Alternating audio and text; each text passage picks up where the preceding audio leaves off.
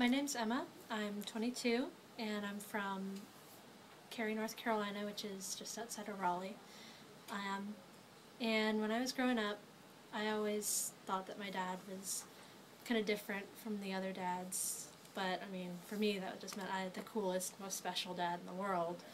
Unfortunately, I didn't really know how different he was from the other dads until I was 15, and he sat my sister and I down and said, "I'm gay." And that kind of turned my world upside down. I didn't really know what to do after that. I didn't know how to react. My parents were clearly going to separate, but I didn't know if he was still going to be in our life or what. So it was hard, but he and my mom still talked. They still got to, I mean, I saw my dad every weekend. He moved out of the house like 3 weeks later, but it was almost like he didn't move out. He was always there for me.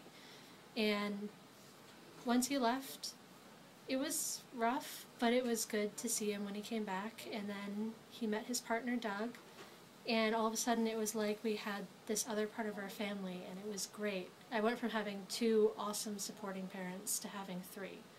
And I just can't describe how wonderful it is to have these people in my family. And I would never have known Doug, who is now my 3rd parent, if my dad hadn't come out.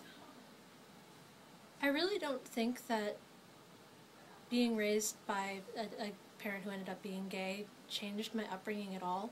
People always ask me, like, what was having a gay dad like? What was that like? And for me, I don't know. I mean, he was my dad. Him being gay really had nothing to do with it. Anyone who thinks that LGBT parents really can't be good parents, can't raise good kids, I would say that they haven't really met an LGBT parent, because those people just want their kids to be happy and healthy just like everybody else. They love their kids just as much or more than some straight parents who may not have wanted kids.